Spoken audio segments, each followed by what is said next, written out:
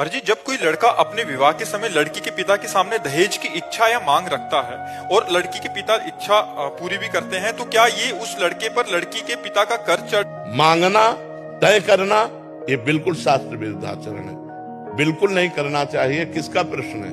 हाँ, बिल्कुल नहीं करना चाहिए। ना तो लड़के पक्ष को ये बात रखनी चाहिए, लड़के पक्ष को बात रखनी चाहिए तुम्हारी लड़की हमारे लड़के के सुयोग्य वर ये काफी है, अब आपका जो मनावे सो दे देना, हम उसकी आकांक्षा नहीं रखते। लड़की पक्ष को चाहिए कि जैसे पुत्रों को विभाजित संपत्ति किया, ऐसे कन्या का भी हिस्सा लगा करके उसके साथ दे देना चाहिए, बिना मांगे दे देना चाहिए। मांगना ये दहेज के अंतर्गत आता और दहेज प्रथा ये हमारे संस्कारों को, हमारे धर्म को ये मिटिया मेट कर रही है। लड़की हुई सुनते ही उसका पिता जल जाता है। लड़की हुई क्यों? क्योंकि अब दहेज देना पड़ेगा। दहेज में लोग ऐसे मांग रहे हैं कि पूछो मत। वो किसी तरह कमा खा करके जी रहा है और वो लाखों का पर्चा बना देते, तो इससे तो लोग गर्भ में तो इन प्रकार वो नष्ट करना चाहते हैं। ये दहेज प्रथा ही तो ऐसे आचरणों को प्रेरित करती है। और तुम अपनी कमाई से नहीं तृप्त हो गए, वो लड़की दे, केवल लिंग परिवर्तन से ही तुम महान हो गए क्या? वो भी तो एक शरीर आ रहा है तुम्हारे पास और तुम भी एक शरीरधारी हो, तुम पुरुष लिंग हो, केवल इसलिए तुम महान हो गए। वो तुम्हारे घर आ रही है।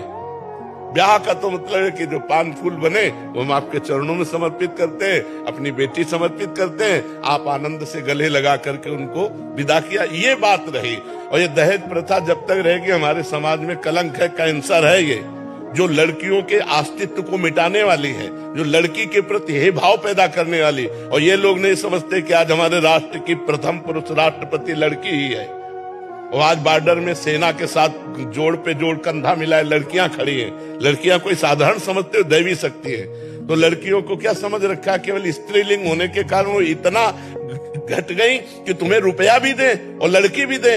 सुशील, सज्जन, शांत, परम पवित्र परिवार कोई लेने के लिए लड़की तैयार नहीं, तैयार है रुपया लेने के लिए।